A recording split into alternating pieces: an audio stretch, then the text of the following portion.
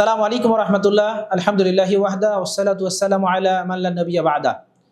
সুপ্রিয় দর্শক শ্রোতা, আপনারা দেখছেন ইউনাইট টিভি। আমরা ধারাবাহিক আলোচনা করছিলাম দুটি অঙ্গ হেফাজতের গুরুত্ব। আজ আমরা আলোচনা করব লজ্জাস্থান হেফাজতের গুরুত্ব নিয়ে। আমরা গত পর্বে যে হাদিসের যে অংশে থেমেছিলাম তা হচ্ছে, মাইজ ইবনে মালিক রাসূল মুহাম্মদ সাল্লাল্লাহু আলাইহি ওয়াসাল্লামের কাছে এসে বললেন যে, আমি ব্যভিচারের পাপী, আপনি আমাকে ক্ষমা করুন। রাসূল মুহাম্মদ সাল্লাল্লাহু আলাইহি ওয়াসাল্লাম কয়েকবার তাকে ফেরত দিলেন। ফেরত দেওয়ার পরেও তিনি যখন বারবার আসতেন, তখন রাসূল মুহাম্মদ সাল্লাল্লাহু আলাইহি ওয়াসাল্লাম তাকে প্রকাশ্যে ইট ঢেল পাথর মেরে মেরে মেরে মেরে পৃথিবী থেকে বিদায় করে দেওয়ার ঘোষণা দিলেন এবং সাহাবারা তাই করলেন। মাইজ ইবনে মালিক ব্যভিচারের অপরাধে ইট ঢেল পাথরের আঘাতে পৃথিবী থেকে বিদায় নিয়ে চলে গেল। এই শাস্তি মদিনাতে প্রথম এবং পৃথিবীতে ব্যভিচারের শাস্তি এরকম কখনোই ছিল না। এই শাস্তি হওয়ার কিছুদিন পরে আবারও গামেদি সম্প্রদায়ের একজন মহিলা এসে রাসূল মুহাম্মদ সাল্লাল্লাহু আলাইহি ওয়াসাল্লাম, ইয়া রাসূলুল্লাহ তাহিরনি, আল্লাহ রাসূল আপনি আমাকে পবিত্র করুন। ক্বালা রাসূলুল্লাহ সাল্লাল্লাহু আলাইহি ওয়াসাল্লাম মিসলু যালিক।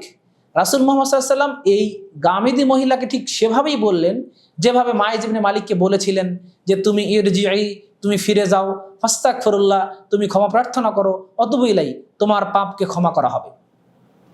এবার মহিলা বলছে কথা দেখেন, এবার মহিলা সরাসরি রাসূলকে বলছেন, ইয়া রাসূলুল্লাহ, হে আল্লাহ রাসূল, আতুরাদ্দিদুনি, আপনি কি আমাকে ফেরত দিতে চাচ্ছেন?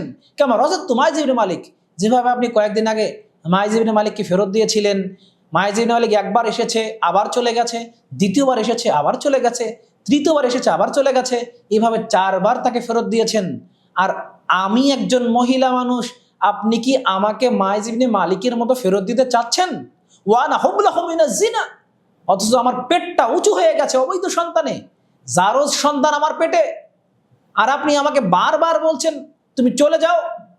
রাসূল মুহাম্মদ সাল্লাল্লাহু আলাইহি ওয়াসাল্লাম দেখলেন, দেখার পরেও তিনি বললেন, ইরজিই, তুমি ফিরে যাও, হাত্তা তালিদি, যতক্ষণ না তোমার সন্তান ভূমিষ্ঠ হয় ততক্ষণ পর্যন্ত তোমার কোনো বিচার নেই। এখানে একটা বিষয় নোক্তা দিয়ে রাখি, তা হচ্ছে প্রগতিশীল বাঙ্গু সেকুলাররা যে কথা বলে যে ইসলাম মূলত সেকেলে ব্যাকডেটেড, ইসলাম মূলত অত্যন্ত কঠিন, এখানে কোনো অধিকার নেই, মর্যাদা নেই ইত্যাদি বলে, তাদেরকে হাদিসটা খুব ভালো করে দেখতে হবে। একটা অবৈধ সন্তান পৃথিবীতে আসছে, সে সন্তানকে মারার অনুমতি ইসলাম দিচ্ছে না। জেনে শুনে রাসূল মুহাম্মদ সাল্লাল্লাহু আলাইহি ওয়াসাল্লাম বলছেন যে, না, তোমার পেটে অবৈধ সন্তান আছে কথা সত্য, তারপরও ওই সন্তানের পৃথিবীতে বাঁচার অধিকার আছে। যারা বলে ইসলামে নারী অধিকার নেই, যারা বলে ইসলামে সুরক্ষা নাই, ইসলামে অমুক তমুক ইত্যাদি যারা বলে, তারা দেখুক মানবতা কাকে বলে।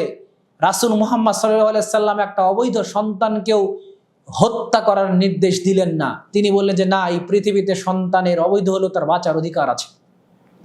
অথচ আমরা পাশের দেশে দেখতে পারি ভ্রূণ হত্যা করা হচ্ছে, পুরো পৃথিবীতেই ভ্রূণ হত্যার সয়লাভ। তাহলে অথচ রাসূল মুহাম্মদ সাল্লাল্লাহু আলাইহি ওয়াসাল্লাম ভ্রূণ হত্যা করতে দিলেন না। এবার মহিলা গেল, মহিলার বাচ্চা হয়ে গেল, বাচ্চা হওয়ার পর এবার মহিলা আবারও রাসূল মুহাম্মদ সাল্লাল্লাহু আলাইহি ওয়াসাল্লামের কাছে আসছেন। আসার পরে এবার বলছেন, ইয়া রাসূলুল্লাহ তাহিরনি, আল্লাহ রাসূল এখন আপনি আমাকে পবিত্র করুন, এই দেখেন আমার বাচ্চা হয়ে গেছে।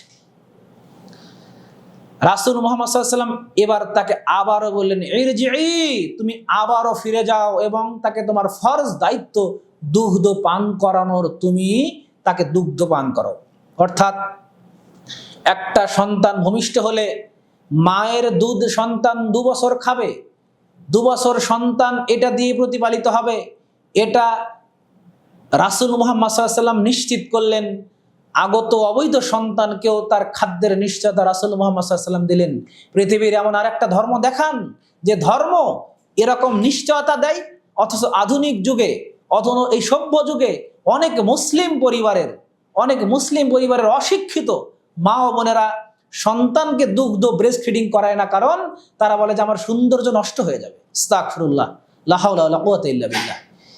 এই আধুনিক প্রগতিশীল মহিলাদের সঙ্গে সন্তানের কোনো সম্পর্ক নেই, কারণ তারা সন্তানকে দুগ্ধপান করায় না।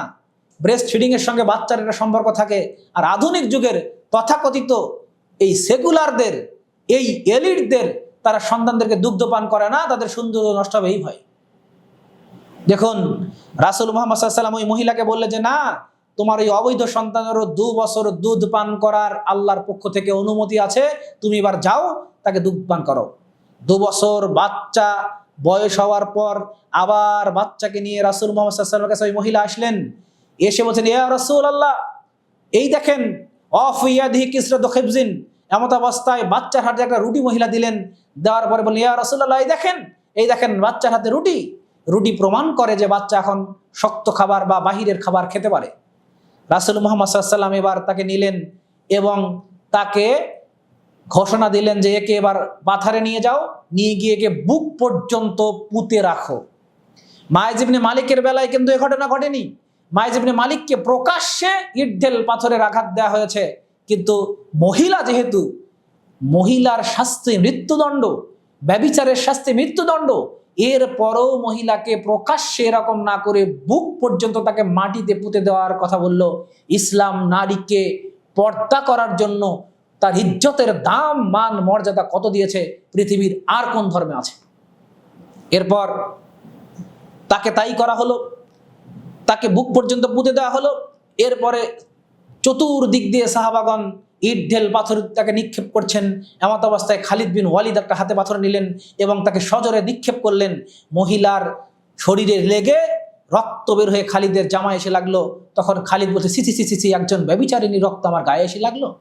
তখন খালিদ বিন ওয়ালিদকে রাসূল মুহাম্মদ সাল্লাল্লাহু আলাইহি ওয়াসাল্লাম ধমক দিয়ে বলেন, খালিদ তুমি থামো, ওই মহিলা এত পরিমাণে তওবা করেছে, ওই মহিলা এত পরিমাণে তওবা করেছে, ওই মহিলা এত পরিমাণে তওবা করেছে যে এই পরিমাণের তওবা যদি পৃথিবীর সবচেয়ে বড় জালিম অর্থাৎ ফেরাউন, পৃথিবীর সবচেয়ে বড় জালিম অর্থাৎ নমরুদ, এই বড়তম বড় জালিমও যদি এত তওবা করত, তাহলে আল্লাহ রাব্বুল আলামিন তাকেও ক্ষমা করে দিতেন।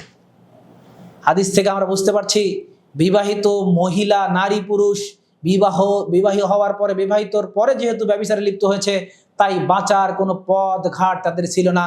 তাদেরকে পৃথিবী থেকে ইট ঢেল পাথরের আঘাতে বিদায় দিতে হয়েছে। এজন্যই তো আমরা বলতে পারি, এদেশের লাখো দুলাভাই, এদেশের লাখো ভাবি, এদেশের লাখো শিক্ষক, এদেশের লাখো শিক্ষিকা, এদেশের লাখো পুলিশ, এদেশের লাখো দায়িত্বশীল, এদেশের লাখো নেতা, এদেশের লাখো নেত্রীর আর বাঁচার কোনো পথ ঘাট নেই। অনেক গণতান্ত্রিক দলে আমরা দেখতে পারি পদ পদবীর লোভে তারা বলছে যে অমুক নারীকে আমরা অমুক দায়িত্ব দেব, এবার আমার সঙ্গে কি করতে হবে? আমার সঙ্গে ব্যভিচারে লিপ্ত হতে হবে, আমার সঙ্গে পরকীয়ায় লিপ্ত হতে হবে। এরকম করেই তারা নারীদেরকে যত্রতত্র ব্যবহার করছে এবং তাদের আর বাঁচার কোনো পথ ঘাট নেই শরিয়া দৃষ্টিতে। দেখুন সম্মানিত উপস্থিতি, যদি শরিয়ার এই বিধানটা বাস্তবায়ন করা হয়, তাহলে পৃথিবী থেকে এই যে পরকীয়া, এই যে বিবাহের পর ব্যভিচার, এটা একেবারেই নির্মূল হয়ে যাবে, না হলে অনেক অংশে কমে যাবে। কিন্তু এই বিধান বাস্তবায়ন না থাকার কারণেই এখন দেখা যায় যে অনেক হুজুরও পরকীয়ায় লিপ্ত, অনেক হুজুর পরকীয়ায় লিপ্ত। আমার কাছে এমনও রেকর্ড আছে যে অনেক হুজুর যারা ইউটিউব, ফেসবুকে ভাইরাল, এমন মাপের ব্যক্তিরাও পরকীয়ায় লিপ্ত। তাহলে এই হাদিস আমরা কাদেরকে বুঝাবো? আল্লাহ রাব্বুল আলামিন আমাদেরকে দ্বীনের সঠিক বোঝ দান করুক, আল্লাহুম্মা আমিন। সম্মানিত উপস্থিতি, দেখুন মুসলিমের আরেকটি হাদিস যেটা 2657 নম্বরে এসেছে।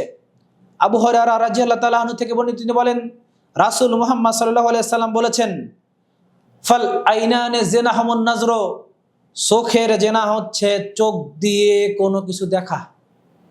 বর্তমানে এই ফেসবুক বা ইউটিউব বলি আমরা, এই অনলাইন বা মোবাইল, এটা এমন একটা ভয়ঙ্কর জিনিস যে এটাতে মানুষজন, সুফিরাও নিরাপদ নয়। যত বড় মাপের তাকওয়াবান ব্যক্তি হোক না কেন, সে যদি পরিবেশ পায়, নির্জনতা পায়, তাহলে এ অন্যায় লিপ্ত হয়ে যায়। তাহলে রাসূল মুহাম্মদ সাল্লাল্লাহু আলাইহি ওয়াসাল্লাম বললেন যে তোমরা চোখের জেনা থেকে বিরত থাকো, কারণ চোখের জেনা হচ্ছে দেখা, হাতের জেনা হচ্ছে হাত দিয়ে স্পর্শ করা, পায়ের জেনা হচ্ছে পা দিয়ে চলা, কলবের জেনা হচ্ছে কলব দিয়ে তামান্না করা, আকাঙ্ক্ষা করা, আর লজ্জা স্থান এটাকে সত্যায়ন অথবা মিথ্যায়নে পরিণত করে। তাহলে আমাদেরকে সতর্ক সাবধান হতে হবে। দেখুন সম্মানিত দর্শক শ্রোতা, আরেকটি হাদিস সহিহ তারগিবের 2390 নম্বরে, আব্দুল্লাহ ইবনে জায়েদ রাদিয়াল্লাহু তাআলা আনহু থেকে বর্ণিত, তিনি বলেন রাসূল মুহাম্মদ সাল্লাল্লাহু আলাইহি ওয়াসাল্লাম বলেছেন, নিশ্চয় আমি তোমাদের উপরে যে ব্যাপারটি বেশি ভয় করি তা হচ্ছে জিনা, গোপন পাপ। আল্লাহ নবী সাল্লাল্লাহু আলাইহি সাল্লাম আজ থেকে নিয়ে 1450 বছর পূর্বে এই জিনার ভয় বেশি করে গেছেন, এই গোপন পাপেরই ভয় বেশি করে গেছেন। আজকে আমরা সমাজের চিত্র দেখলে রাসূল মুহাম্মদ সাল্লাল্লাহু আলাইহি সাল্লামের সেই ভয়টা হুবহু দেখতে পারি।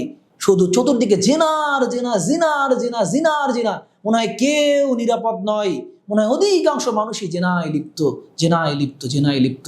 অত্যন্ত ভয়াবহ পাপ, যার কারণে জাহান্নাম যেতে হবে। আল্লাহ রাব্বুল আলামিন আমাদের প্রত্যেককে জিনার পাপ থেকে বেঁচে থাকার তৌফিক দান করুক। সম্মানিত দর্শক শ্রোতা, আজকের পর্ব এখানেই শেষ করছি। আগামী পর্ব দেখার জন্য ইউনাইট টিভির সঙ্গে থাকুন। সালামু আলাইকুম ওয়া রাহমাতুল্লাহ।